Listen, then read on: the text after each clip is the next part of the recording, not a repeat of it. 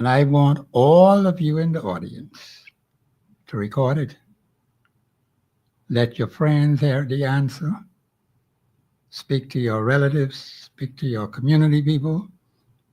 Let them make copies, duplicate it, and make sure every single person hear exactly and precisely what Professor Sidney MacArthur Walter Thompson says in relation to that particular question. I believe I've answered it many times before, but sometimes it is good to repeat what was said before. My duty is to make sure that you understand clearly, constitutionally, biblically, economically, spiritually, emotionally, every single thing. And the supreme law of the land and the supreme law of God. Anything that goes contrary to the supreme law of the land is void. Do you understand that, babies? So I'll wait for the answer. Not the answer, but the question. I have the answer. You will hear that today if that particular personality calls into the show. Because I didn't want just to say it in the ears of a particular individual. Anything I have to say on issues of national importance in this country must be public. I don't want to discuss it in any private conversation. I will tell people, you listen to the show, you call in and you ask that question live on the radio station, and I will answer it. And you will get the correct, precise answer. And you can start working on it right away. Now, for those who want to check it out, I have no problem with that. You can check with your Holy Bible. You can check with your Constitution of the Commonwealth of the Bahamas. Those are two things I deal with. All other things are less secondary to what the supreme law of God and the supreme law of the land say. Do you understand that, Bahamians? Even these so-called international agreements, they are subject to the Constitution of the Commonwealth of the Bahamas, because people sit down and write a lot of crap and then push that crap on unsuspecting people. The people don't know what they're talking about. But then they come back 5, 10 years later and say, well, see, that's what the man signed.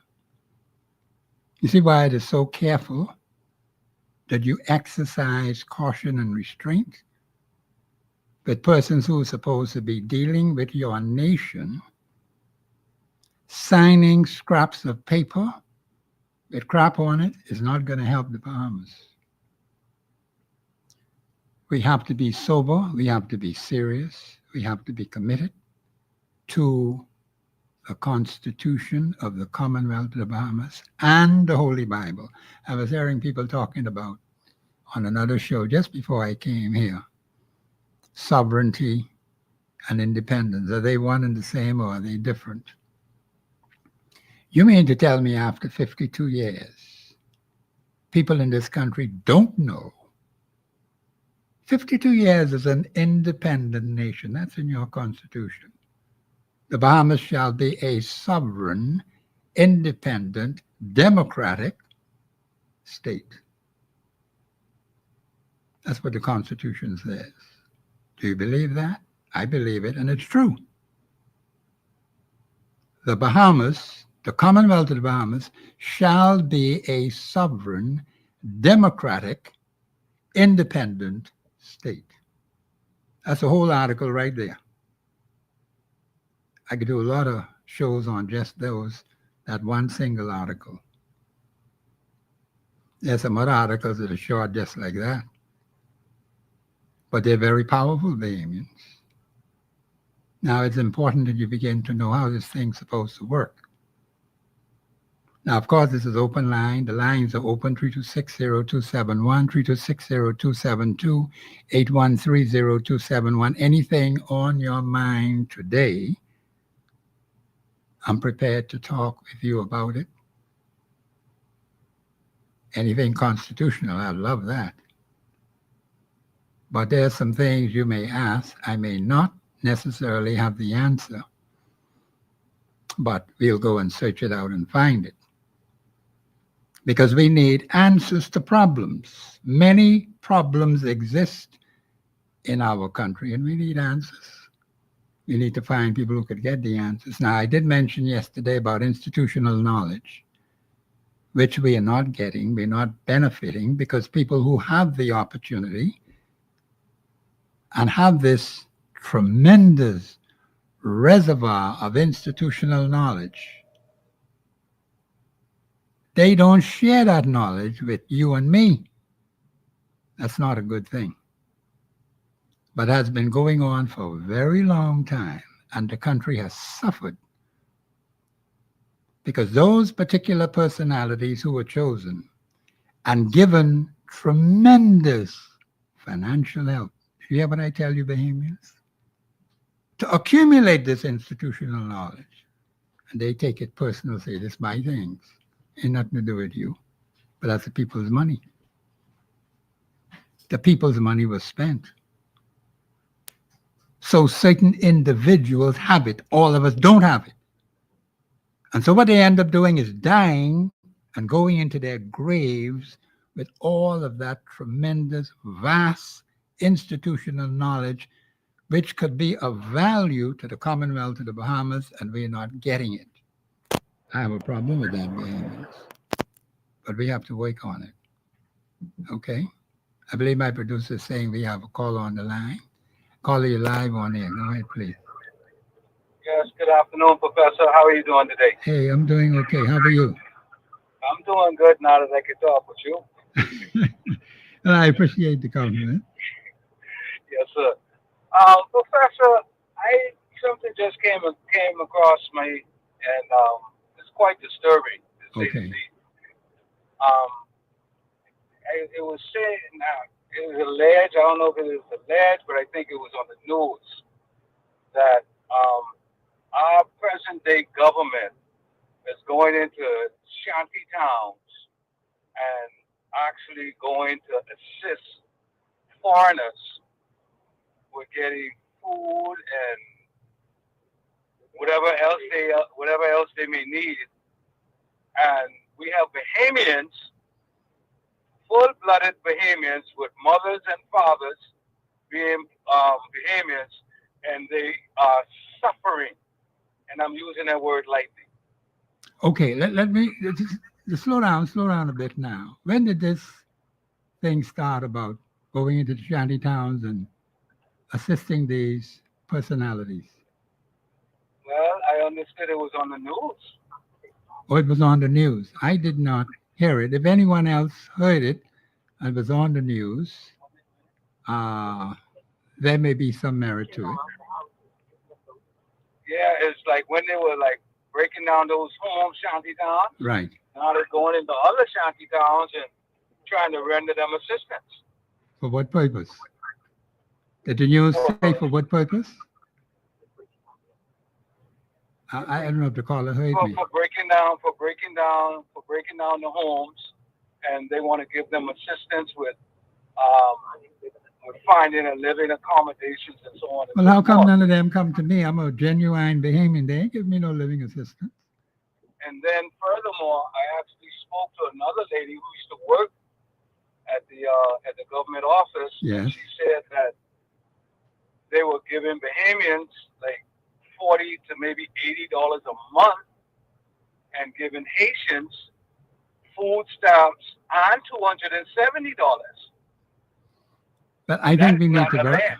I think we need to verify it. But there is some serious discrepancy between Haitians and genuine Bahamians. And I'm going to tell you something that I just discovered recently about Haitians. And I think when you get the full story on this, it's going to shock the Bahamian people. How the Bahamian people have been deceived for more than 52 years. Do you understand that? Yes, sir. Tremendous, widespread deception in the Commonwealth of the Bahamas by those who were given the authority to run this place. Do you understand how serious that is? See, I am learning more and more about this problem in this country. Haitians cannot be Bahamian citizens. Let me just repeat that, because I think I'm saying this for the first time. No Haitian, all the way back to July the 10th, 1973, could never be a Bahamian citizen, according to their law and according to our law, because in our law they cannot renunciate. In Haitian law, according to the presidential decree, and even in a case in their high court, Haitians cannot be citizens of this country. They will always be Haitian. Now I can play that tape where someone said their origin is Haitian, but they are Bahamians. That's not true at all. That is utterly false. Wow. Professor, please don't play that because they sick and tired of hearing that. No, here's the point. When we get sick and tired enough, we will do something about it. Because the problem is we are not angry enough to do something about it. I have said to the Bahamian people from last July the 8th, 2024, right on up to now, I gave a proposition to the Bahamian people.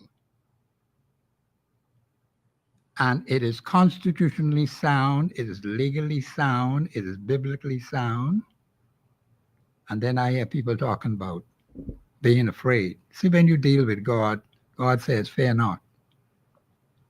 God can't work with you if you're fearful. You have to be bold, Bahamians. You have a very strong constitution to back you. It wasn't like in the days of Sir Clifford Darling when they went on that 21-day strike. They didn't have what we have today. We got so much more to work with, and you are still afraid of what?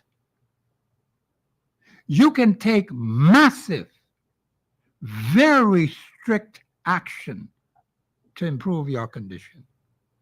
You hear what I say, Bahamians? Massive, very strict action against anything that is harming you. Are we ready for that? Carl, are you there? Yes, sir. Yeah, okay, all right, okay. And, see, the thing is, we have allowed people to get away with so much crap. They keep pouring it on you, and you take it as if that's the normal way of life. I don't fool around with that. You have to defy it, Bahamians.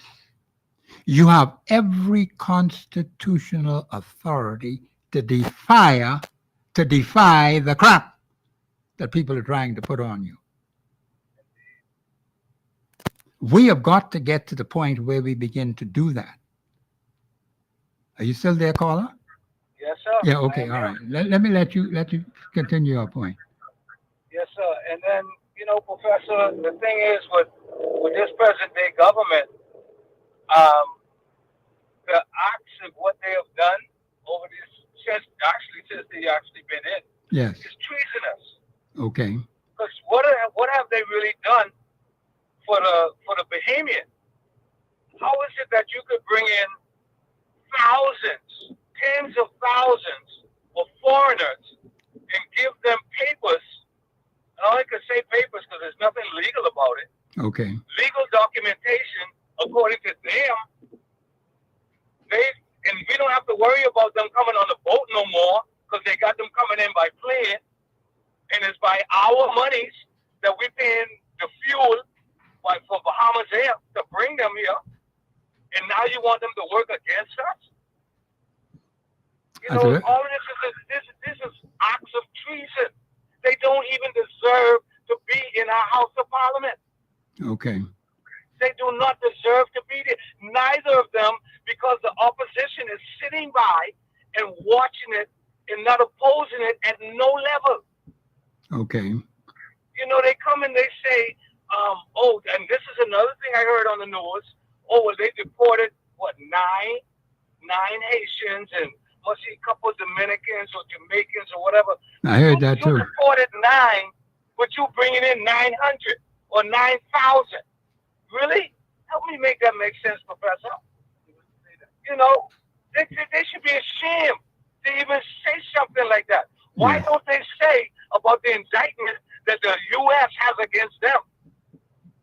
I haven't Someone put heard. out there to say that that's false news, but they will not speak to the importation of the amount of illegals that they're bringing in. Okay.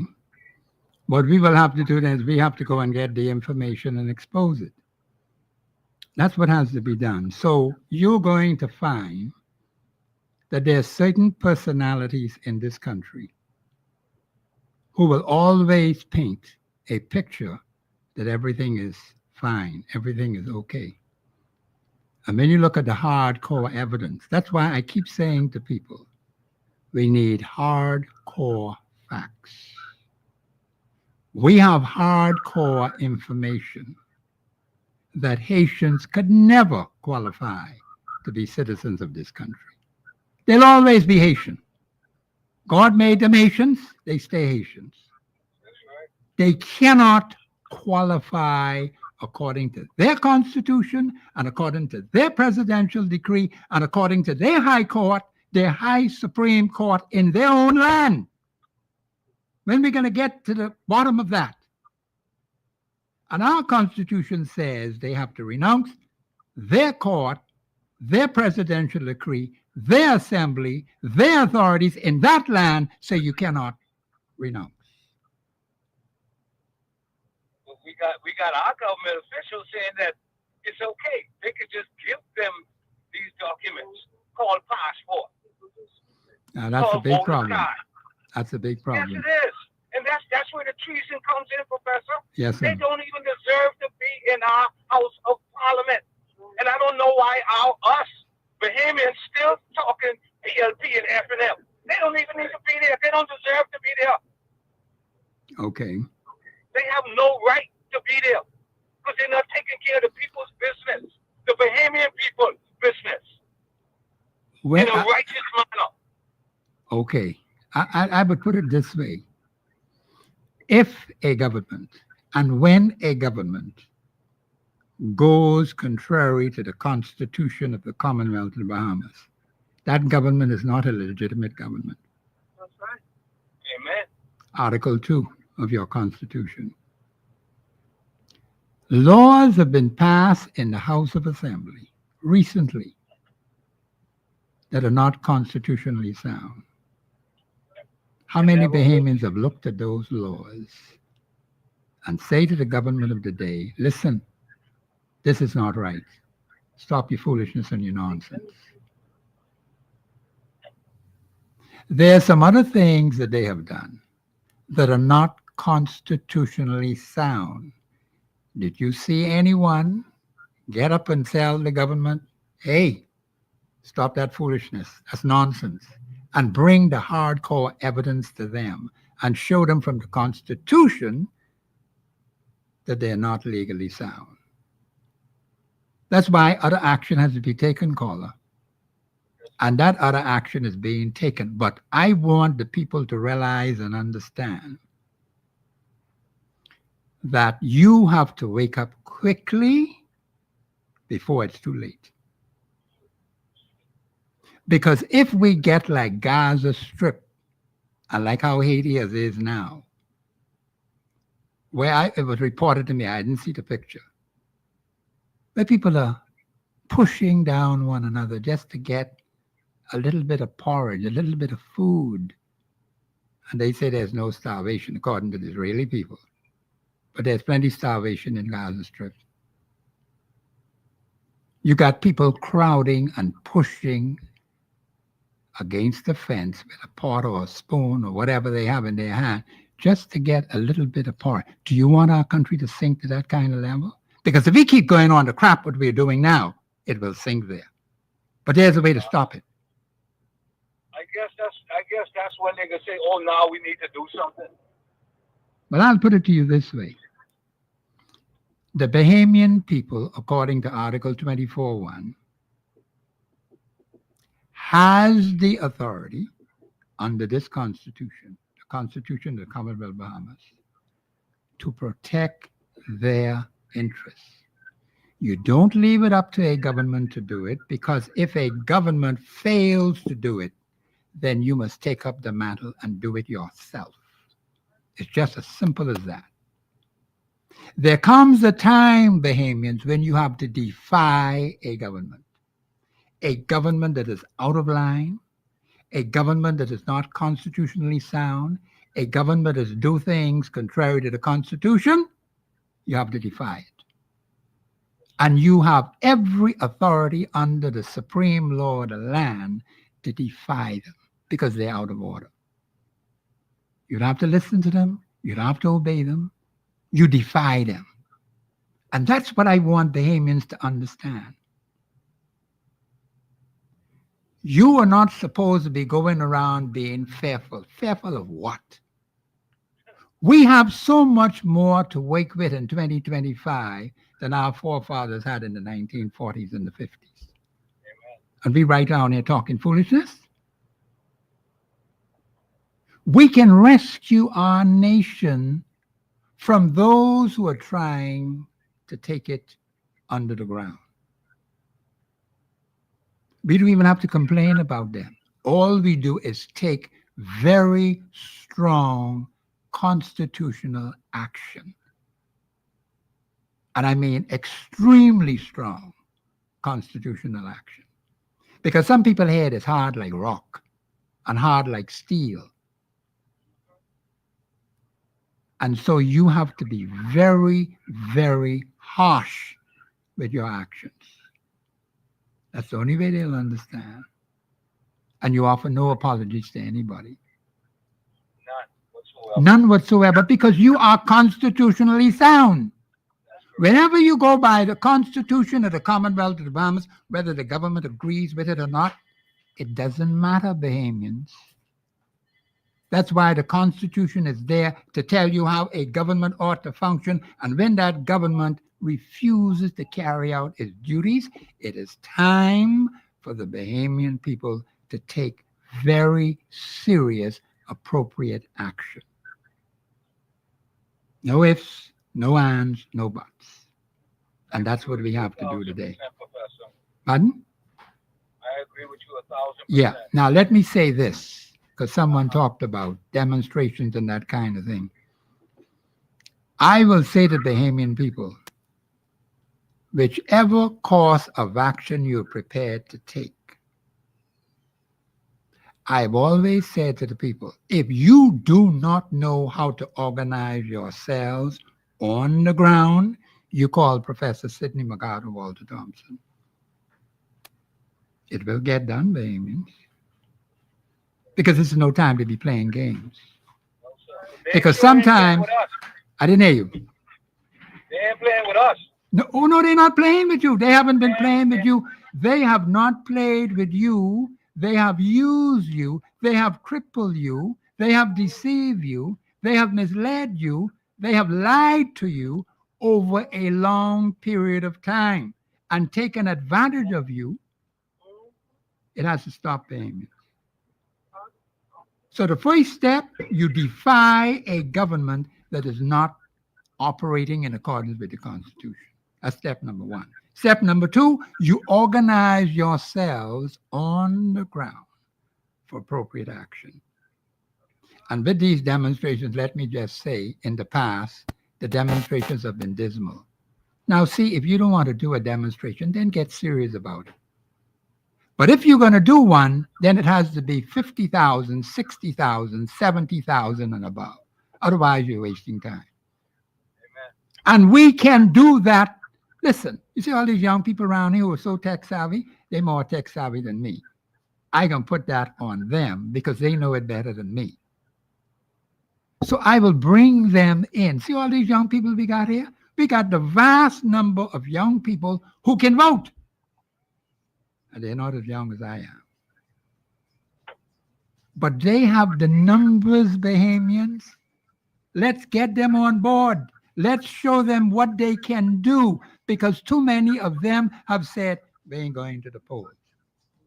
But I can wake them up so they could get to the polls and take appropriate action that is essential and necessary for the well-being of this country. So if you're talking about demonstration, 60, 70, 80,000, all at one time, Oh, coming from all over the country. It has to be a nationwide demonstration. that's right. That's the kind of thing, and we have the authority to do it. They got to Our, ask nobody's freaking permission. our Constitution. Our Constitution is the supreme authority, not no government that is acting contrary to it. That's right. You take every action and defy them, and that's what we are supposed to be doing every single day that we have. Paul, I hope that answers your question. Yes, sir. Yeah, Professor. Now You you know, tell all your Professor, friends, you tell all your friends you recorded exactly as I said it on here today, the date and the time and everything, and tell them make copies and keep playing it and keep letting people know because you have to take very serious action. yes, Professor. This is Yes, sir. serious time. This is for our Very country. serious. This is for our country, Professor. No, that's, oh, I love that. I believe in This is for national our country. causes. This is for our country. Our Like country. Bahamians, we need to stand up and we need to stand firm and we need to stand strong and we need to stand together. Yeah, oh Because yeah. the government of the day and of the past is not for the common Bahamian. And we need to get this in our head. Yes. Because our children and our children's children and our future is at stake as a Bahamian. And God gave us this land, Yes, he not did. mine. God gave us this land. Yes. Look at your preamble. This is our land, Yes, sir. and we cannot and shall not allow any stranger come and take this away from us. I Praise don't the care Lord. who he is. Yes, And, sir. and this man who got this title of P and M, he don't even deserve it. He does Okay. not deserve it. He does not deserve it because of his actions. Wake up. Wake up, Bahamas. Wake up. Well, thank you, caller, for your contribution. I hope the Bahamian people heard that. Brother Cartwright is there. I'm going to bring Brother Cartwright in after the break. This is Professor Sidney McArthur Walter Thompson on the Global Radio Network 99.5 FM 3260271 3260272 8130271. You can call into the show. This is Open Line Friday. Anything you want to talk about. You know, like talk about the Constitution, but anything else you can talk about, bring it on. We will discuss it. This is Professor Sidney McArthur Walter Thompson on the Global Radio Network 99.5 FM. We'll be back after the break.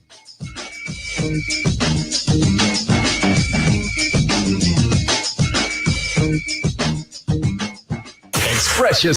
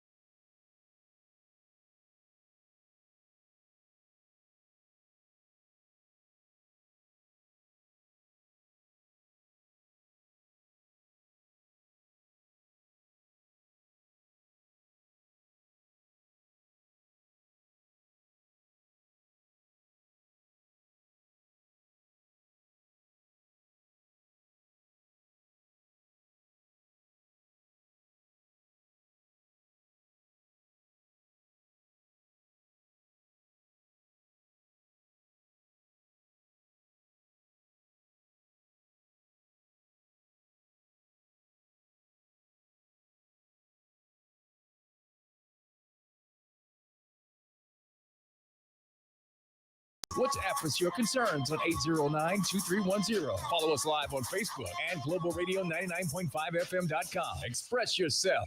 This is Professor Sidney McArthur Walter Thompson on the Global Radio Network 99.5 FM. This is Open Line Friday.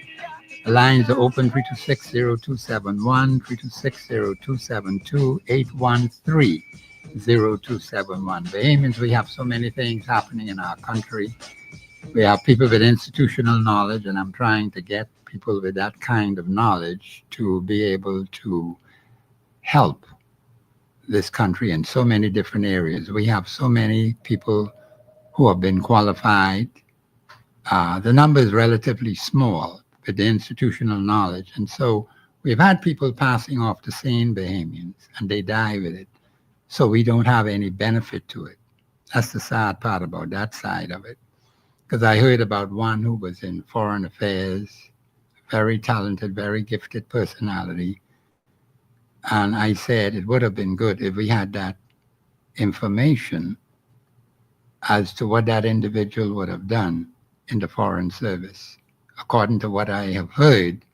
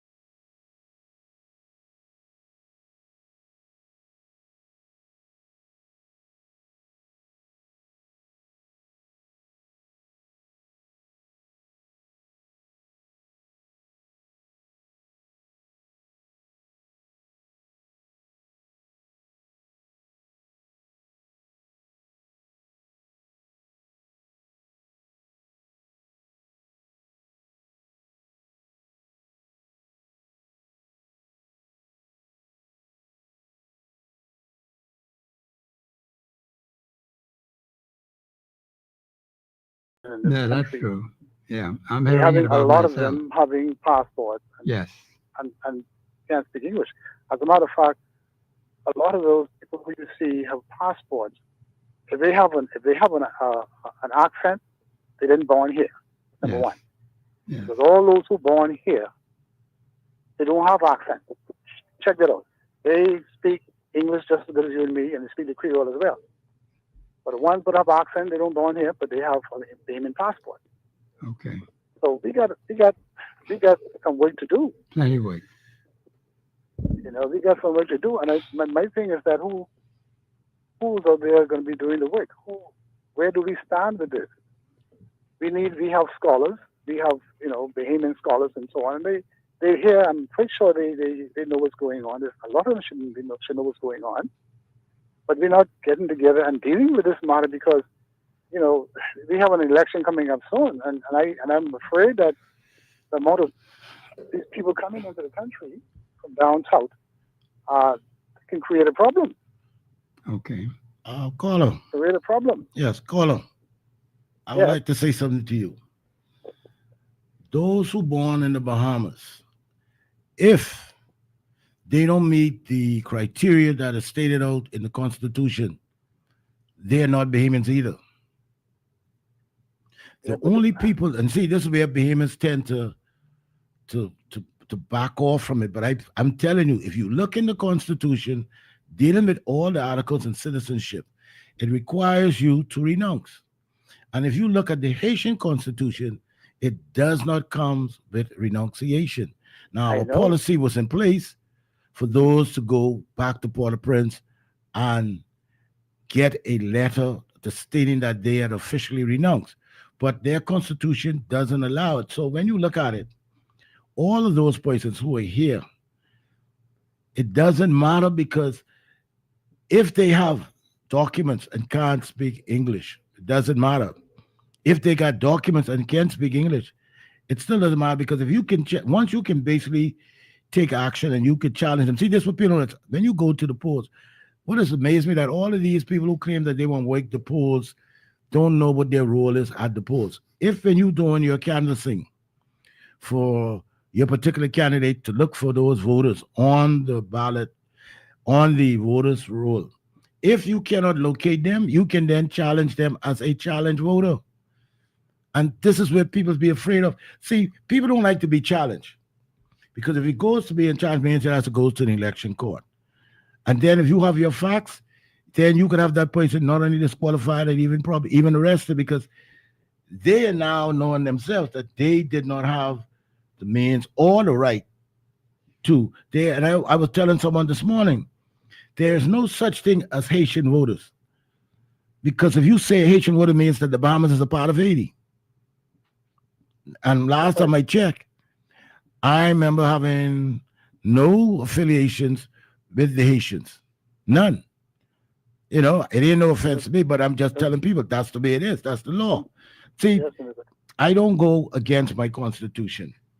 And I always tell people this, when you see people persistently going against the Constitution, they are on the very thin line of basically I call it being treasonous. And see, this is what you got to point out to these people now who wants to sit in our parliament. We have to now say to them, listen, man, you ain't following the Constitution. Where in the Constitution you say these people are? And some people say, well, the Nationality Act, yes, it was passed, but it was passed under an old Constitution. Show me where in the Nationality Act, where when it comes to citizenship, does it coexist with the Constitution? It gives you three numbers, 18, 19, 21. And if you can't find that in the Nationality Act when it comes to citizenship in that section, then everything else don't make sense. Because here's the thing: what we don't realize with that Nationality Act, it is a broad act, and so you have to take it piece by piece, article by article, and see how it lines up with the Constitution. What they've been telling us is, oh, it's passed. Yes, we agreed it was passed, but in '69, the Bahamas Parliament did not have the authority to grant citizenship. That was in the hands of the British Parliament and only the British Parliament. Now, what they did was when they drafted the 1973 Independence Order, they made that provision. And if you notice that when they came to the citizenship articles, the founding fathers enshrined that with a referendum. So they told you that any changes you need to make dealing with your citizenship, you need a referendum. So how is it that we didn't have a referendum with the nationality? Because it wasn't legally. There's a section of it that is legal, but when it comes to the citizenship section, it falls away. So when you hear them tell you, oh, I say, listen, man, show me. And I guarantee you, not one parliamentarian can show you the section dealing with citizenship in the Nationality Act that it basically is the same as it is in the Constitution. But Paul, are you still there? But Cadre, yes, I agree. I agree with what you're saying, but we have been talking and debating this situation a lot. Yeah, but we had a crossroads with this. well, here's the thing. We can't continue to just talk about something what we know. We know what the Constitution says, but here it is. Who are there? Are there anybody who are policing or governing the Constitution? Do we have anyone in the country doing that?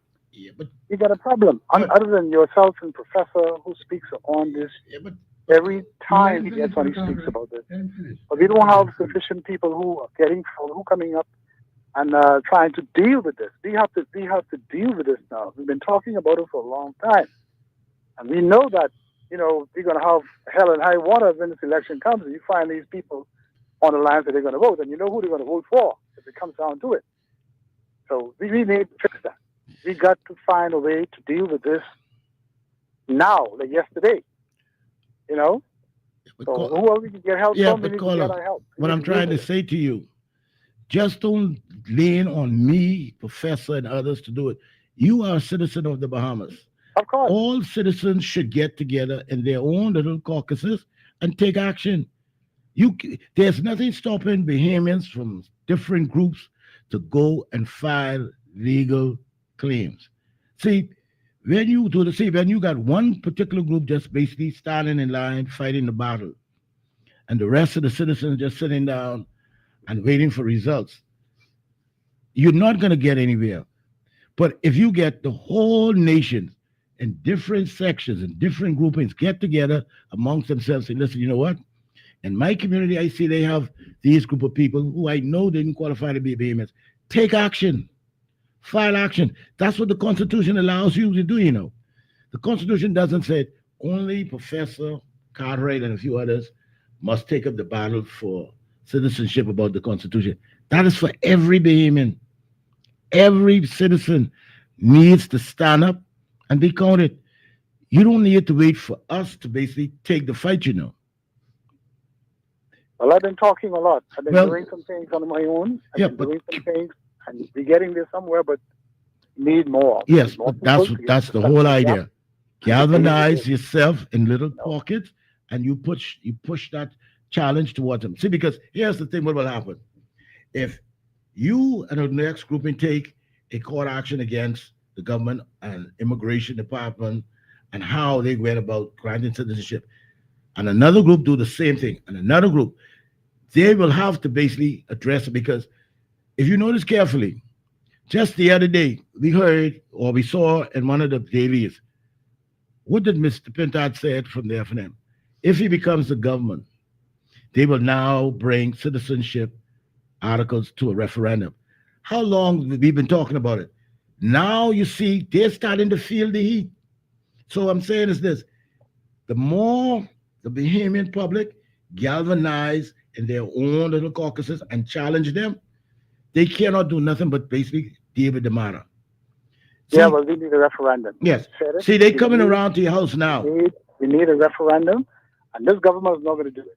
No, but see, every member who comes around to your house campaigning, you let them know, this is what I want. Now, if you can't, don't come back.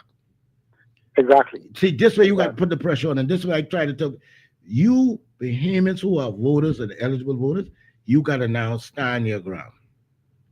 You can't pass it on to somebody else to do the heavy lifting for you. No, you got to put your hand in the dirt and do some lifting yourself also.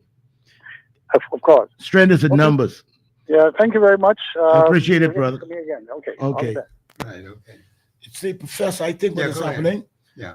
Bahamians got to now wake up out of this slumber whereby they only look for a few people to fight their battle. Yes. And then the battle runs one, everybody jumping up and down. Yeah, no, this is your battle also. These same people are coming into your communities and asking you, would you support me in the next general election? Ask the poignant questions. We all know immigration is a big question in this country, a It big is. matter. This morning, I saw a gentleman on the bus, and he's like, caught the bus. The driver asked him, anyone going in a particular direction? He didn't answer. He said, again, in simple English, plain English, anyone is going in this direction. The gentleman said nothing. The driver turned, and then he started saying to the other guy in Creole, and the other guy was like, "Yo, don't go." I said, no, I said, driver, I am me. The driver said, but I asked. You didn't understand me? And he asking the fella in Creole what the driver said. And I was like, wow, how is it that these people get here? Like he said, people coming in this country going into the bank. See, in Haiti, you go into Haiti, they tell you must have a command of the Haitian language. In the Bahamas, our official language is English. There's no other language but English. If you cannot speak English, you should not even be able to open a bank account. That's right. You should even not even hold in a Bahamian passport. Only way you hold a passport unless you're working for the Bahamian embassy. And I don't think we hire you to work at the embassy. No. And so all of these little things that we have let slip through the cracks. I would love to sit down and hear from the new director of immigration what articles and the policies they use to grant applications for citizenship. What applications and grants they use for work permits. And then I would basically like to sit down with one of the top advocates for the Asian community, Mr. Louis George, and ask him, how is it that what it is with the Haitian Constitution and how does it lines up with the Bahamian Constitution? And what are the plus, what are the minus? Okay. And that's where we'll get to go from knowing what each country's status is. Because Yes. from what I've seen, the Haitian Constitution preventing all Haitians All Asians. from giving up that status. They could never, ever Ever. be And citizens so- in this country. When I hear persons telling me, well, Bahamians hiring them, yeah, that's all well, yes, I agree. And I also say to those Bahamians, if you know a person is not legally in this country, don't have no kind of, you got to now look at yourself and say, hold on, am I doing my country well or am I doing my country harm? Exactly. You have to look inwardly. You got to now even look at when these people going about opening businesses without proper permits, because the fella may pay you a couple extra dollars or help pay you a couple extra dollars to grant them a license. And then you allowing them to basically destroy not only the fabric of your community, but you're destroying your culture. Yes. And I always say to people, when you look at most of the people who comes into the Bahamas who are not Bahamians, they all, no matter how long they've been here, you notice that they always clinging on to their parents' culture. Yes. So I was like, if you clinging on to your parents' culture, then you ain't no Bahamian. So don't tell me no. If your father, if your ancestry is Greek and you still holding on to that Greek ancestry, then you That's telling what you me are. that's what you are. If Yes. you're doing the same thing as the Chinese, that's Of who you course, are. that's who you If are. you tell me you're from Barbados, you still that's who you are. Yes. In the Bahamas, we are no other people but Bahamians. That's right. Our culture, we adopted and we hold on to those cultures that we know to be Bahamian. But when you have people come into your country and they holding on to cultures of their parents, like I told them, I have nothing against you having ties to your parents' heritage, but do not let that dominate your status as a Bahamian. Because once you allow that to dominate, then I have no other way to look at you as being a person of that country. I can't look at you as a citizen. I can't embrace you as someone who said, okay, this is my fellow Bahamian. No. And this is where we go wrong. We keep saying, well, and I always tell people, what I've learned mostly with the Haitian community is that when they get upset, the first thing they will tell you, boy, I'm a Haitian or I'm a Haitian Bahamian. There is no such thing. There's no such thing. That's correct. There is no such thing. I repeat again. Either you're a Bahamian Or you're not. or you're not. That's right. Having a document saying, well, oh, I got my Bahamian passport, that don't mean nothing because Nothing at all. that could be taken away from you. Yes. And if it's basically proven that you did that fraudulently and you didn't follow the guidelines that the Constitution asks for, that can be taken away from you. So don't get comfortable holding on to a document that don't belong to you. That document belongs to the Bahamas government. And if the government, and this is the one thing I always tell people, we don't realize, if the government don't take action, there's what you call civil society. And once civil society take action, the government has to act. And if the government doesn't act, then there's a higher court that we all can go to and make the government fall in line with the Constitution. And this is one of the things that I always like with the Jane Rooney case, that they always said, the government cannot, Parliament cannot interfere with entrenched law without a referendum. That's correct. Statute law, yes, anyone can put that together. But what is entrenched in that Constitution, That's you it. can't bring changes unless you use a referendum. That's right. And this is where Bahamians need to start looking at themselves. Whenever these individuals come around, because I've seen some of them start to move around now, you ask them those same serious questions. And don't be afraid to ask them. And I always tell you this, you ask the person who is the candidate. Don't talk to the workers.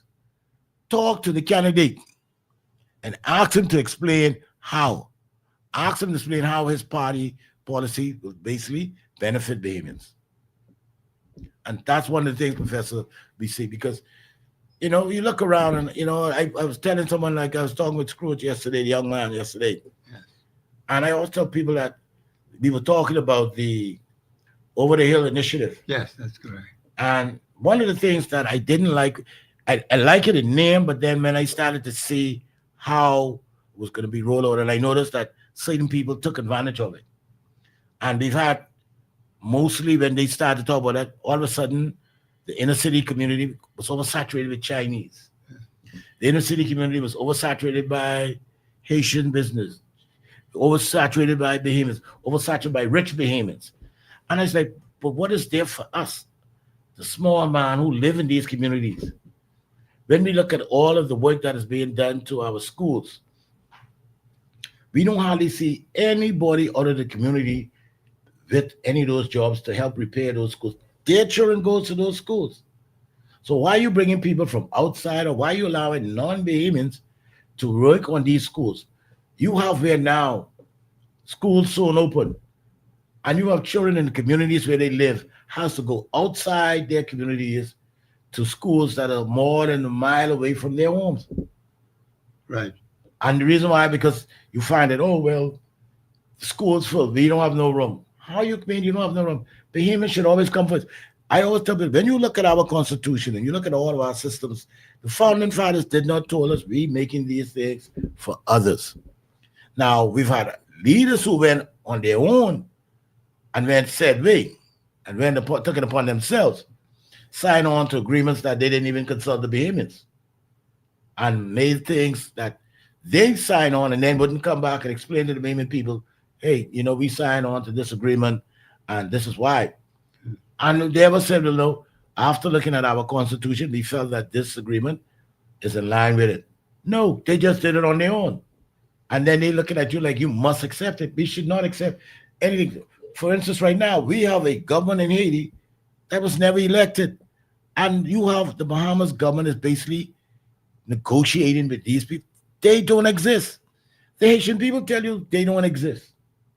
So why are we now mining outside sources to align ourselves with them in working with a government that has never been elected? All agreements you sign with them is null and void. How can you recognize a government that has never been elected? And then you will tell me, and I think if you're doing that, you might as well recognize the situation with Russia and Ukraine, because those are basically almost the same. So don't tell me one thing and then you do something different. The first thing our parliament must realize that their loyalty is to the Bahamian people. Only the Bahamian people. Nobody else. So when you see administration or leaders leaning towards others, you don't look to them as being having your best interest. You need to send them home and send them home and send all of those who align themselves with them with that same thinking. You send them all home because you cannot build this country. And I hate when they say, "Oh well, we can't build a country without foreigners." That's not true. I've heard stories, and I remember days back in the 50s, 60s, and the late 70s. Most of our produce and stuff was basically locally grown. Most of our food store, the first food store, major food store chain in this country, City Market, was incorporated by a white Bahamian. Then later on, he sold it to an international company. So don't tell me that we can't do these things because Bahamians have been doing this for years. So if Bahamians have been doing these things for years without the so-called help of outside sources, why is it now we are so heavily relying that only the outside sources can help us, only the outside sources can build the mamas?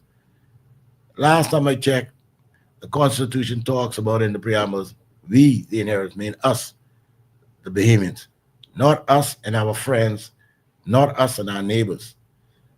The Bible tells you must learn to help yourself first before you seek others to help you. And when people see that you're looking towards them for help, they're looking out for their interests. They're not looking out for yours.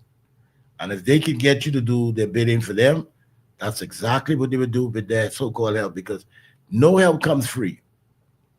All help when you get from outside sources comes with a price. And it comes with a price where you sacrifice your people and your sovereignty just to get along. Right. And that's sad, Professor. Very sad. No, it is very sad. And that is why it is so important that people understand what is going on, what's the actions of those you give authority to, and you have to monitor it. I think Bahamians as a whole have not monitored conditions in this country so you can be right on top of a particular situation. Just as you said to the caller, this is everybody's responsibility to protect the interests of the nation. When he asked the question, who's going to do this, who's going to do that? Article 24.1 says very plainly to all in the country, you have the authority to organize yourselves, to take appropriate constitutional action against anything that is troubling you. That's Article 24.1. You don't have to wait for a government, even if that government is not acting constitutionally. The government is out of order. Article 2 tells you that. Any other law that is inconsistent with this Constitution, the Constitution gives you outline as to how the government of the day should function, how your representatives should function. So we shouldn't just sit back and allow things to happen and we take no action. We see action being taken in many different places around the world. Some of it you might not even want anything to do with it. But the point is, what we have today is a very strong document, and yet people say they are fearful. Fearful of what? When your rights and your freedoms are is protected in this document. That's where it comes from, not from a political body, although political bodies have a right to exist. Why? Because the Constitution says they can exist. But it's just bigger and much more than that.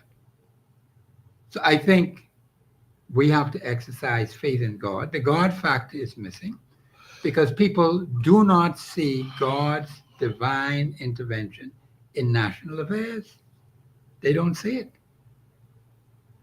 And we are to be a Christian nation following spiritual values, as Dr. Cooper told us more than 52 years ago when that first independent sermon was given. We have to remember from whence we came, what we're supposed to be doing, and how we're supposed to do it. Go ahead, brother. Yeah, and I think that's one of the things that it really aches you because when you Yes. sit around and you hear these little complaints, That's right. oh, well, what we can do, what we Because God is people yes. asked me the same thing, and I told the particular person who called, I said, listen to the show today. Yeah. So when I say it, I can say it to the whole nation at once, so everybody can get it at the same time. And I told them they could record it, they can utilize it, tell your friends, let them listen, let them act on it. That's where it starts. It takes the collective will of a people to make changes in this country. And so, if we keep talking about being afraid of this thing, that thing, and the next thing, God tells you faith without works is dead. So, you have to believe God. You have to trust in God. You have to rely on God. You have to depend on God. God was the one who would wake you up this morning, give you every breath of air that you breathe. And you're talking about you being afraid? You know how many countries around the world do not have the freedoms and the privileges that are entrenched in our Constitution? How is it that our fathers back then stopped the country for 21 days? Have we forgotten that? They didn't have what we have today. So what is wrong with us? How we get like this? We got all this technology, these tech-savvy young people. We got to get the young people involved. We're talking about they ain't won't vote. Anything like that, Brother God, right? No, because you know it's so sad, and this is what I observe with the young people, and I Yeah. try to tell people is they always downplay the role of young people, and they basically attack their psyche. Yes. Say, oh, they're lazy, they don't want to do this and They that. don't want to this and But that. the young people are more smarter than most people because the young people said, hold on, we see what you did, we know what you did, we ain't down with that. So we ain't gonna be a part of you. But we who are older say, well, we see what you did, but we can work with you. So the young people are showing us, listen, if these fellas you know are not doing the job, why you want me to vote for them and you know they're doing the same thing over and over again? Why They you don't want have me to. to be a part of that? No. And so they take their stand. Now, we got to, as older persons in the communities, need to show them difference. You know what? We agree with you. We agree with you. We can take this stand with you and for you to show you we agree with you. But if you don't engage our young people withdraw away from the matters that face the country, Of course. and then we who are older has to do more of the heavy lifting. Yes, we We've do. never encouraged, and this is why I said yesterday, there's never been any real mandate or articles presented bills that caters to the needs of our young men in our community. That is true. And I always tell people if you want to know who, where, why, where they live, what is what, who's what, it's them who know. It's them who got the information. They have it. But they don't give it up easily because why? They say if I give you this information, you only wasted it. They said the police come and say, well, you know, there was a crime committed. They said, yeah, I can tell you who it is. They said, well, okay, tell us. They tell the police, and then when you look here, well, you know what, John Brown just got shot. Yeah. Or John Brown just got attacked. What happened? Well, we don't know. You ask the police. Oh, we don't know. But then you've come to find out John Brown was the one who gives the police the information to help them solve a case.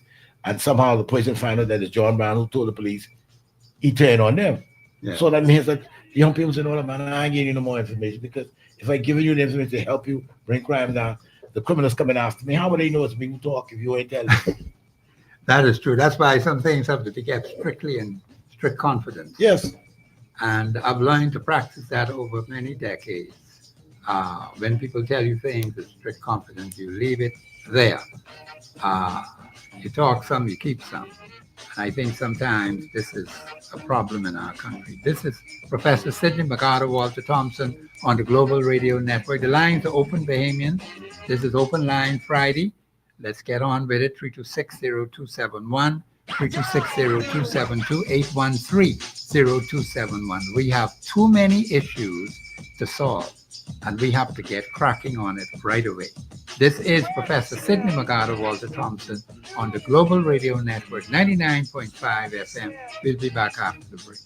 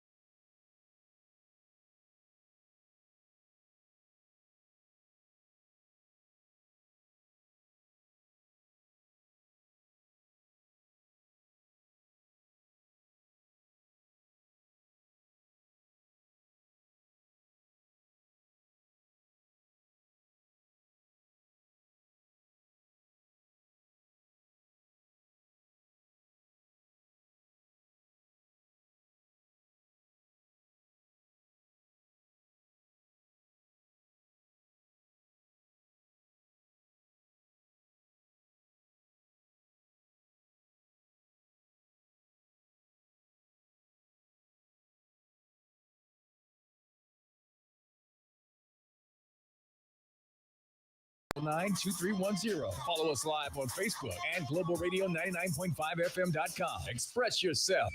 This is Professor Sidney Magada Walter Thompson on Open Line Friday on the Global Radio Network 99.5 FM. This is Professor Sidney Magada Walter Thompson on the Global Radio Network 99.5 FM. This is Open Line Friday. And Bahamians, we invite you to call in and express your views on any issue that affect you. Citizenship is a serious issue in this country, is at the top of the list. Citizenship is also at the top of the list. And Bahamians, we have to understand that we have very serious issues to deal with. I believe we have a call on the line. Caller, you're live on air. Go ahead, please. Caller, Hey, you Brother there? Thompson, how you doing today? Yeah, go ahead, caller. Yeah, how you doing today, sir? No, I'm doing quite well. Thank you. Yeah, I mean, boy, Brother Thompson, I mean, I don't know if any of y'all have had this problem, I mean, because we got this phone from BTC, right? The house phone, right? Uh-huh. And sometimes when you try to dial certain numbers, before you dial the fourth number of the phone, you get a recording on the phone saying the number you dial cannot be. I mean, you know what I mean? I don't understand that sometimes. And, you know, I mean, this is just lousy. I mean, because it happens too often. When you pick up the phone, certain numbers it will allow you to dial. But like the studio number, the 326, as soon as I dial 03260, I get a record and can't even dial the rest of the number. I mean, that's absolutely ridiculous, you know. But No, I agree with that. yeah, You're so but I quite right mean, on that point. yes, sir. So I mean, but I want to make a quick comment because I mean, I want to know what you guys think about this. Okay. Mr. Pintard is supposed to be the head of the Public Accounts Committee, right? Yes, he is. And I mean, the public has been crying for information, accountability, stuff like that. For Yes. I mean, for quite some time on a regular, as of the last few months and things, right? Yeah, But that is I mean, correct. I heard them saying that he had complained about something about someone told someone not to show up, et cetera, et cetera. But this is the thing: if you're gonna create a body like the Public Accounts Committee, right? And if you're gonna be able to do simple things like that to circumvent its powers by just telling someone not to attend, right? I mean, I feel as if that's absolutely like that's in vain. That's futile because if Mr. Pintard cannot demand that they come and see him, and if they refuse, if Mr. Pintard cannot, like do some type of court thing to say, well, the magistrate to demand that they follow the protocols of the rules or whatever. If Mr. Pintard can't do any of that, right, then he needs to quit that job because then he's just there for fun. I mean, he's just there for show, should I say? Because But caller, he has constitutional authority. He Yes, needs sir, to but- exercise that constitutional authority. Yes, sir, but see, I'm speaking from the perspective that I don't know exactly how much power he has because I understand that, you know what I mean? Because, but what I'm saying is that if that is the case, you understand? If he is unable, right, to use his position to hold the government accountable, right, then what sense is that position? Okay. You understand? Because then if he's going to sit there and knowing within himself that this job has him powerless, Yep. then he's taking us for fools by sitting there having us believing, you know what I mean? He needs to just tell us what the deal is and he needs to quit the position if the position is not serving the purpose that it was created for. I mean, what is the sense of having the Public Accounts Committee if you can't hold the people accountable? I mean, if you understand the point I'm making. Yeah, but here's the thing, caller, and this is why I said to some friends of mine the other day that the Speaker of the House should no longer be any and anybody or the Deputy Speaker, because the Public Account Committee comes under the jurisdiction of the Speaker of the Parliament, who has the authority. And if the Speaker doesn't use the authority that she commands or he commands to assist the chairman of that committee or any committee in the House of Assembly that is basically charged to keep the government in line, then the Speaker is failing, because there are many occasions that I've observed where the Speaker erred, because it's like whenever she runs into a problem or question, she's always seems to appear to be leaning towards the leader of government business to advise her. So I'm like, if you're going to lean towards the Minister of National Security.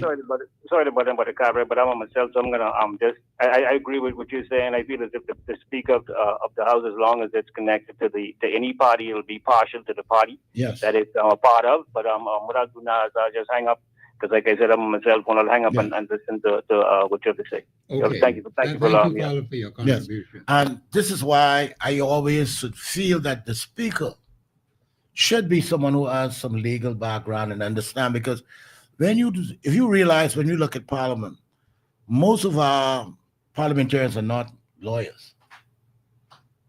The few who are lawyers don't want to have that position as Speaker. And it always amazed me that someone as the speaker who's supposed to protect, uphold the rule of law, the privilege of the parliament, defend the constitution. Yes. You find the persons with legal background run away from that position. They rather take a post as a minister where they can sit back and relax and not, which means you could easily be fired. But then as the speaker, the power the speaker has, and to move the speaker is not an easy task because you need the votes of the governing side and you need the encouragement of also the opposition. And when you look at it, the opposition ain't going to vote with you if the speaker is going to be protecting their rights. And the government wants to be very careful because they don't want to be saying, look here, be anti-speaker. So when you put someone with a legal background who understands the law, the constitution, and the privileges and rights in the parliament, you will see things. It's amazing that I told someone, under the former administration, the government was so frustrated with that speaker. And I said to someone, you all didn't see something? They said, what you did say in the ANC? I said, the government had a very big majority, the former government. They had a very large majority. But you notice that none of those in that large majority was willing to take a stand to say, we can move the speaker. Okay. And I was like, that's unique. Because if the leader and others them in higher position in the party were grumbling about the role, the way the speaker was acting, you only had, 4 members in the opposition. That's right. So you had the majority that you could have moved the speaker, take a vote of no confidence, and the speaker would have to step down. Because you had a very large majority which could have easily done that.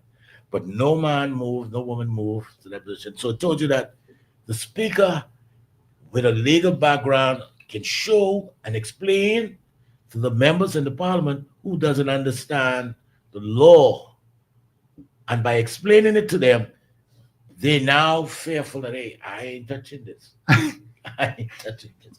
But when you have a speaker who does not have that legal background, people can run over them. Run over them, yes. And that is sad because I believe that all speakers that we've had means well. But there are times when you realize that, hey, you do not have the capacity to understand the legal aspects and stuff, because we've had 2 incidents where I think, in my opinion, I could be wrong, that the speaker did. We had the incident with the deputy leader of the opposition when she said that she suspended him. And he called up in his defense. He said, listen, go to the side, check the record. Check the side, check the record. Show me where I called the particular minister a liar or said he lied. Mm. And if that's there, he would apologize. He said, but in my heart, I cannot apologize for something that I did not say, or what you believe I said, or interpret. Right. She didn't do that. She didn't do it. She turned around and suspended him. Mm-hmm.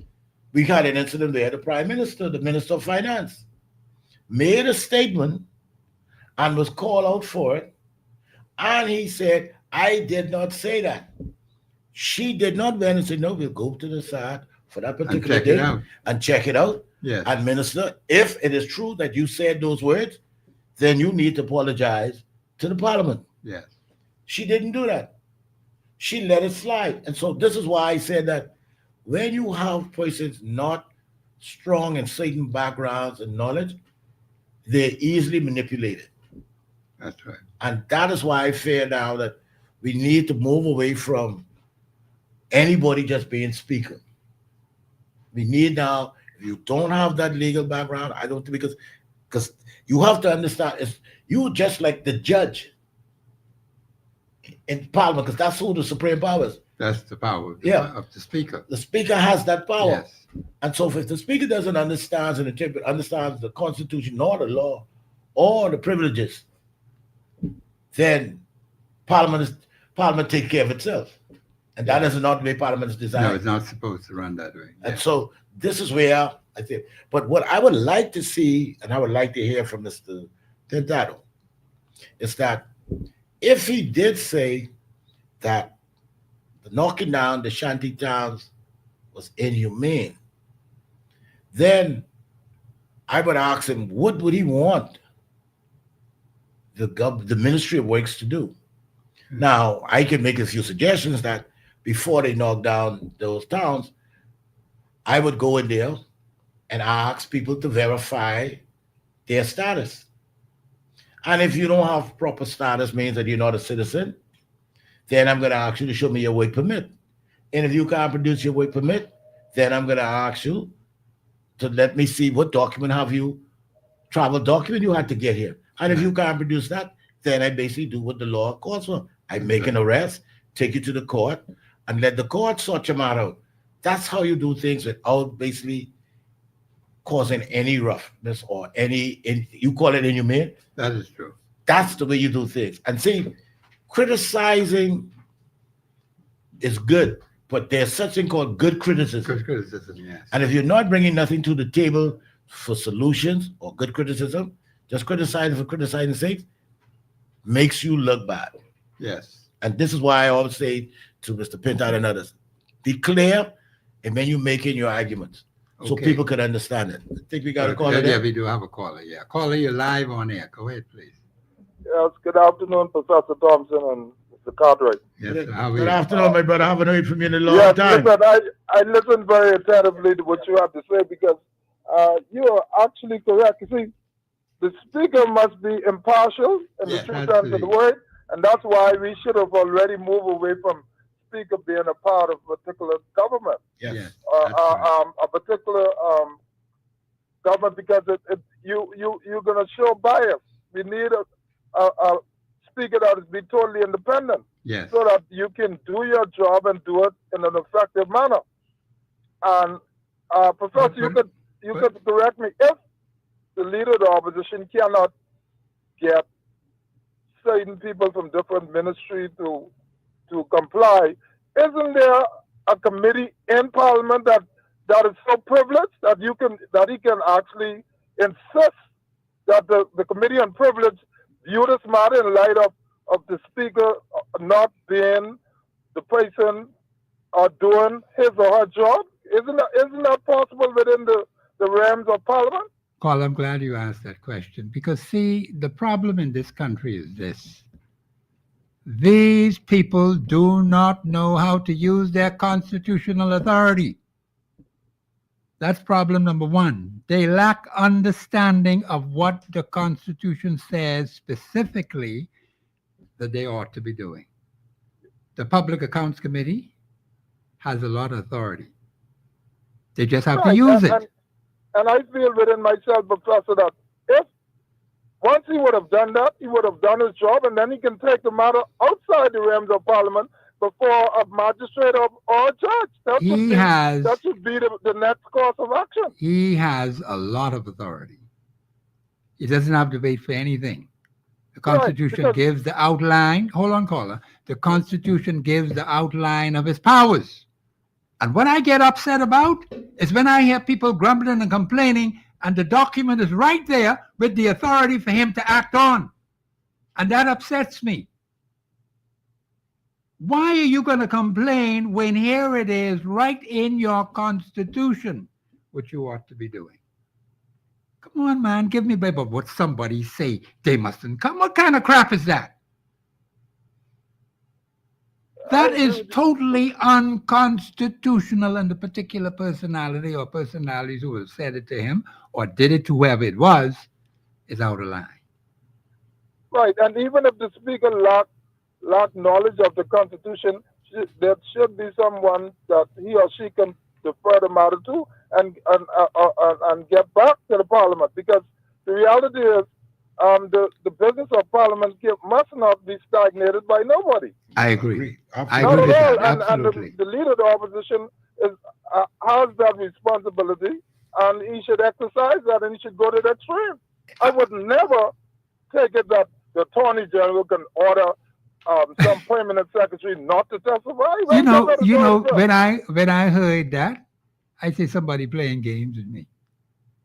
Well, what kind of nonsense is this? An unelected personality interfering in the affairs of the House of Assembly, I mean, what kind of crap is this? You see, even just bringing that out like that upsets me. And like I said, the leader of opposition, I will insist that he get it done and go to the extreme. Do not He needs, allow that to be a hindrance because he has no such authority. As yes, far as I'm aware, based on what I know within the Constitution, and you are well versed with the Constitution. he has tremendous authority. Just like, All right, thank you. I'll continue yeah, to okay. listen. I won't elaborate any further. Yeah, because okay, good. all of the things that Cartwright said initially, I agree with. No, Cartwright is Of course. on target. Right, on target. He's Because right on target. immigration is critical.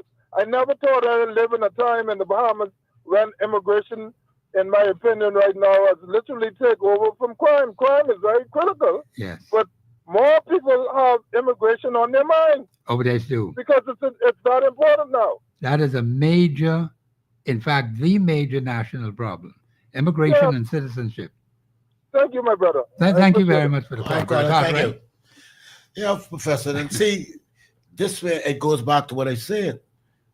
When you have personalities around you and you don't understand it, because here it is, you're the leader of Her Majesty's official opposition. Yes. And the speaker showed you that she lacks some knowledge of the privileges in the law. Yes. And you have an unelected senator Elected personality telling a member of parliament, no, who's in charge of a specific committee that has the authority, you cannot do this. And then I look at it and said, hold on. The leader of the opposition is not a legally trained person, but he has one in his caucus. Of course he does. Lean on them and they go through the articles together and said, okay, this is where we're going to present this argument to the speaker. Exactly. That's how you operate. Just because you're the leader doesn't mean that you know all. No, you don't. And especially when you're not legally trained. So you Yes. cannot speak on matters. You don't know how to get yourself answers.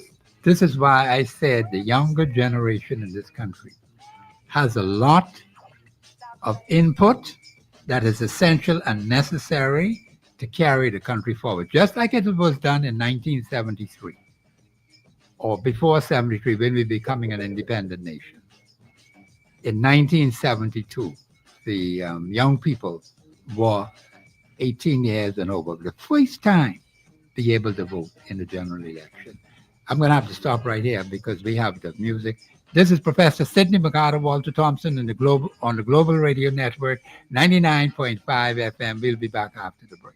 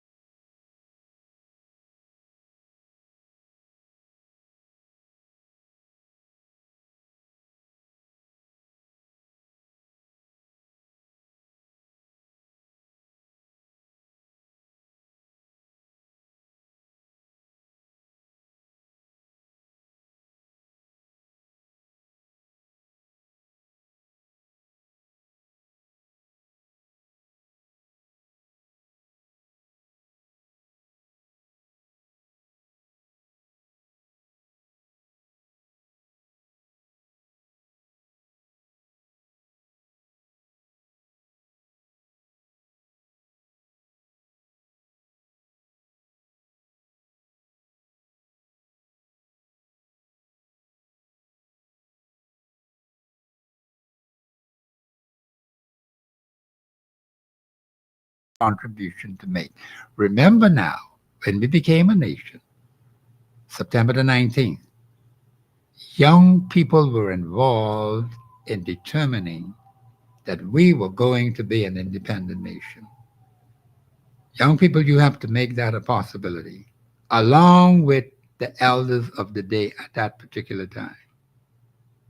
Right now in this country, the younger generation have the majority of possible voters in this country. Now you need to use your numerical strength, young people. It's important that you do that. But you need to have wisdom and understanding as to how to use it constitutionally so that we can have better results in this nation. You don't listen to people who will tell you, go in the ballot box and spoil your ballot. Utter nonsense and foolishness. And that came from so-called educated persons. Right out of that school you got there called the University of the Bahamas. You're going to have people who will be telling you all sorts of negative things, but not giving you positive encouragement to be able to do what is necessary to be able to save the Commonwealth of the Bahamas. That means there's a lot of work that needs to be done. One caller called in and said, what can we do? Brother Cartwright answered the question. But we have to understand. And I said to them, if you don't know how to organize on the ground, I said, call Professor Sidney McGrath, Walter Thompson. I will make sure you get straight, Bahamians, because that's part of the process. That's only part of it. But there's some other things that have to be done all across the Commonwealth of the Bahamas. This cannot be done in just one little constituency. If we're going to see change in the Commonwealth of the Bahamas, it takes, as I always say, Article 24.1, it takes the collective will of a people to make a difference in this country. How bad do you want it? Are you serious about it? Are you hungry for it? Blessed are they that hunger and thirst after what? Righteousness. Are you really hungry? Are you really thirsty for righteousness? For seeing to it that things are done right? Well, then it takes a fight, Bahamians. Blessed are they that hunger and thirst after righteousness. That means you got to do something, Bahamians. And they will be what? They will be filled. You cannot be filled if you're sitting down every day grumbling and complaining. You're not organized. You're not doing anything positive. You're not working and cooperating with others who can assist you and help you. You're just sitting in the corner and sulking. And then talking about those who are out in the forefront, who are working, like Brother Cartwright said, the heavy lifting by those who are in the forefront. I'm one of those in the forefront. I got no problem with that because I can do my part. But you have to do your part too. And a lot of you don't understand. A lot of things go behind the scenes when I'm off air. We still have to work. The radio station only is for the express purpose of providing positive, right, and proper information. And we need that, Bahamians. You need strong media persons in this country. Otherwise, we may have some other funny things happening which you're not going to like. So the media plays a role. Those who are in the community, they play a major role on the ground. Competent, reliable, responsible people is essential to bring change, Bahamians. Every single person has a role to play, just as they did September the 19th, 1972, when the election was held and the people decided, yes, we want to be an independent nation. And there were some others who were saying, oh, no, not now. Independence, yes, but not now. So it takes the collective people to make these things happen. Caller, you're live on air. Go ahead, please. Good day, Brother Cartwright. I didn't, what he said? I didn't. Yeah, go ahead, caller. Good day. Yes, sir. Can you explain the disclaimer before your show? please? Can you explain the disclaimer for me, please? What do you mean? You mean Professor? I'm No, only a the guest. Yes. disclaimer. The Yes. disclaimer before your show. You play a disclaimer to basically clear the station of anyone speaking anything that's contrary to what the station wants to hear. Yeah. But basically, what they're saying is that the radio station is not responsible for comments made. That is, and basically they're trying to protect themselves from someone calling or someone taking to Eric and say, listen, I heard Global Station, Global 99.5 allowed someone to make an assertion that was not true. And so they have to put that out there, and you have to follow the guidelines, because everything when you talk on radio, especially talk radio, comes under the jurisdiction of ERCA. And so that is why they put things out and they let you know, listen, you got to be careful. And then the host has to protect himself, because he becomes part of whatever suit that is filed along with the radio. So the host says, listen, I can't allow you to do this or say this because I do not have proof that what you're telling me or in front of me, that it is the truth. And so that's why you see these disclaimers. Okay, so you have a disclaimer, right? Mm-hmm. So you have a disclaimer. So that means the station is not responsible for what is said, right? No, but then the host might be. No, the station clears itself. But I'm The saying to you, the disclaimer, the host works at the station, okay? There isn't any random person off the street walking there, okay?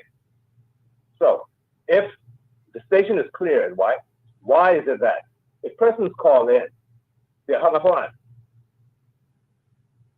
I mean, when you look at it, it's basically a form of disrespect. no, The station, but caller, here's the thing. No. I'm going to cut this caller. Producer, cut the caller, please. He's wasting time. See, Professor. Go yes, ahead, caller. Go ahead. Mr. I would say to Carter. him, I cannot, in good conscience, allow you to make statements that I have no proof that what you're saying is correct. Now, you might feel that I'm violating your freedom to speak, but you've got to understand there's a thin line of you besmirching someone's character or spewing something that I cannot substantiate. And if that individual turns around and take a civil suit against me as an individual or Professor as an individual, Yes. there's no cause for us to protect ourselves, because we allowed you to say something, and then the person said, you knowingly know that this person, or unknowingly know that this person wasn't telling the truth. You can't take these chances these days, because people would sue you, even though they know this only might be a little matter, but they would sue you to basically destroy your character That's correct. and personality. And sorry, caller, but we can't take that chance. No, we can't. And No. let me just add to it, because see, the rights of a particular personality cannot supersede the rights of the majority of the people of the Commonwealth of the Bahamas. Your right as an individual citizen, and that applies to me also, is subject to the rights of others and public policy. That's in the Constitution. See, all of these things I am fully aware of. And unfortunately, there are those who will always try to say something or do something to cause ill will. They have no real purpose of doing good. The airwaves are here to help people, to cause people to understand how they can help to build the country. We cannot take the airwaves and use it for the express purpose of attacking people's character. We have to speak openly. We have to speak honestly. The host of the show has a responsibility to make sure, as best as he possibly can, or as best as she possibly can, if it's a female host of the show, that their things be done decently and in order. So this is why you can't have any and everybody doing shows. That's another thing people need to understand. They don't seem to understand that there are certain strict regulations we have to go by. And as far as I know, and anything that I've been involved in, it must be constitutionally sound. So once I know I stick rigidly with the Constitution, and I do that every time I appear live on radio, I know I'm in good territory. Now, some people may disagree, but that's their problem. You have a problem with the Constitution, then you take it up elsewhere. But we are not going to allow people to use the radio station for the express purpose of attacking people's character or to spew misinformation that is not accurate and precise. We just can't afford that. That's going to cause problems. Go ahead, Brother Cartwright. Yeah, and I really feel sad that when people use the airwaves to assassinate people's character and personality. That's why when people say things to me and I say, listen, man, I can't say that, I can't answer that. No, I you leave can't. it alone. And this is where people then feel frustrated. But I think we got to call it out. Yeah, caller's on the line. Caller, you're live on air. Go ahead, please. Mr. Johnson, Mr. Sidney Walter McCartney Thompson, C. Allen Johnson. See, Alan Johnson, where you been hiding yourself? I've been going to and fro. that enemy of evil, of righteousness. Oh, okay. That can't be C. Allen from out of the Grove now, living in the high Grand Bahama. No, man, I'm living in Grand Bahama so I can experience hell. And when God looks down on me, he'll know the only place left for me is heaven. Okay, then. All right, okay. Go ahead, my brother.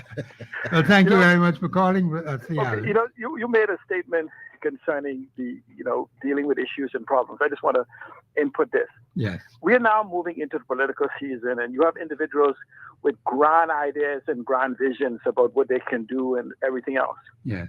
I had a discussion with my wife last night, and she was giving me her analysis of the talk show and the political realm. We are in completely two-age demographics in regards to our view of the world. She used it from Gen Z. I am, I don't know, one of them old guys.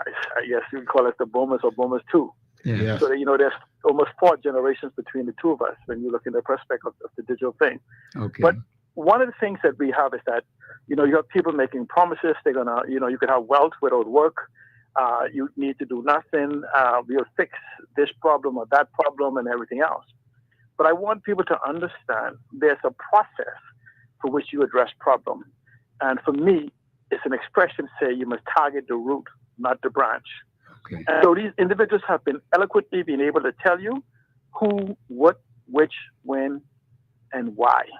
Okay. And and that is good, because even the blind to touch can tell you sometimes what, when, which, where, and why, and even who. Okay. But the problem that requires for leadership is the question of the how. I've heard people talk for hours and hours and hours about the eloquence of the problem and how this is the solution, or that is the solution. So the test is, they say in the tasting, is for those individuals, can you tell us how? Yes. Just how?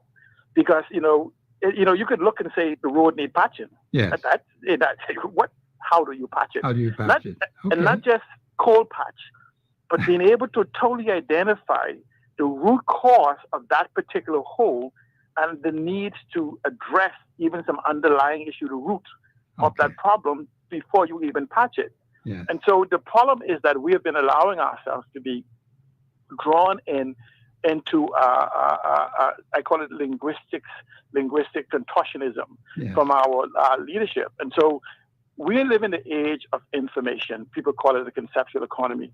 And information now, even with AI, is at the root of our knowing. Okay. So you have information, when properly comprehended, is called knowledge. And knowledge, when properly executed, is called wisdom. And so what we have to do is stop. When somebody says you, how can they bring to you people who's associated, because no one man is an island. And you have people who are saying they are the total solution to everything.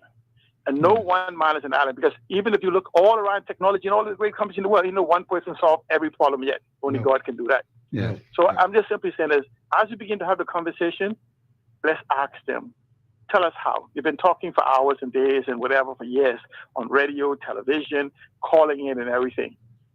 Search the problem and tell us the how. And if you can do that, then you should be ready for some form of leadership as part of a collective intelligence as individualism. Because some of us will never, ever, ever be as intelligent as all of us. Thank you so much. Well, thank you for your All right, contribution. Brother Cartwright? Yes, he said a lot. Yeah, he did say a lot. Simple stuff, Simple stuff, yeah. but I call it in a way that I don't like to say that I interpret or understand. I know what he's saying. Yes. And this is something I've been saying in a different way, but the solutions to our problems in this country, and he's right that, yes, we all recognize the problem. Yes.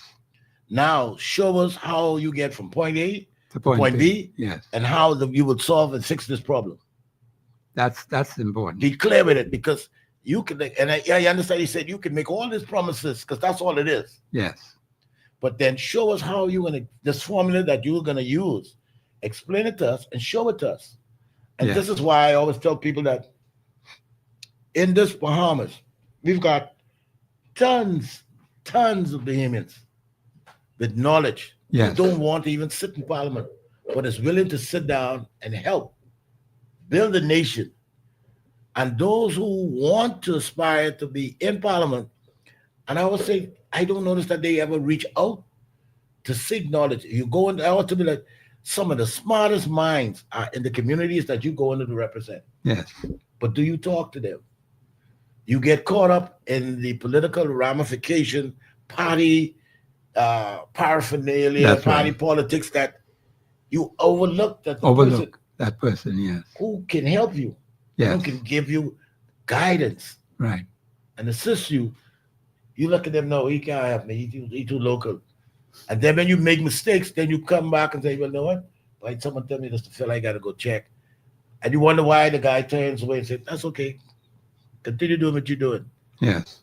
You cannot move the country forward without participation of all its people. And you cannot think to yourself that you are the only answer. No man, he's correct. No man has the only answer. No, it doesn't. And so when politicians and political aspirers, I call them, when you speak, I always say to them up front, tell me what you understand the Constitution to be doing wrong and what it's doing right. Exactly. And if you can't explain to me, I don't listen to you. I let you talk. It's like watching a movie and you didn't see the movie, and I say, go You ahead. don't see it, yeah. Yeah, I just let you talk.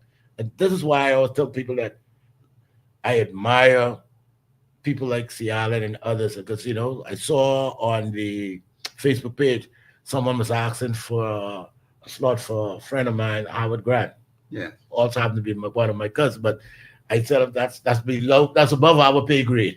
So whatever works out, I hope it all works out well with him, because I know he will basically stand on his own feet. But what we've seen for so long, and I always tell people that when people come around you and started to talk politics, and they said, oh, well, we can do this and we can do this, I always ask, well, what is the question? Because I remember someone said to me, what do you think about giving every Bahamian an acre? And said, what do you think about what Dr. Minnis said about the professionals? And then they said, what do you think about the government? I said, all of them can be right. But it is what cost. Now, for me, I said, I like the idea of a government subdivision. I said, I would go to the point whereby that I would now make those government subdivisions more attractive. Yes. Whereby that I would make them more like gated communities. And I put them in different price range that you now build in the steps where Bahamians can now elevate themselves. Okay. I said I will even turn around to the point that I would now be building, like I said to you yesterday. The African countries, they call them bungalows, and here we call them single apartments. And I say, a fellow has a home that basically he can now use. And I said, I would basically use that process mainly with the Bahamian banks. So because this was why only Bahamian banks? I said, because the international banks have already their management and everything set the way they do business. Yes. And I said, one of the things that most people don't realize is that most banks, if you go around most Caribbean countries, they have their national banks. And the people in those countries tend to use more of those national banks because those national banks understand the culture and the mindset of the people. Yes. When you have an international organization, all banks, yes, I agree, wants to make a profit. But you have to sometimes look at it. What can I do to get these payment people to basically support me in our institutions? Right. And so the international banks say, we don't care. This is our rules. You play by it or you don't. That's it. Yeah. And so these are the things that you don't see. And this is why when I hear people talk about things, I always say, let me ask you more questions on it. And I hope in this election season that all political parties or all those who aspire to sit in parliament, because we only got 39 seats. That's right.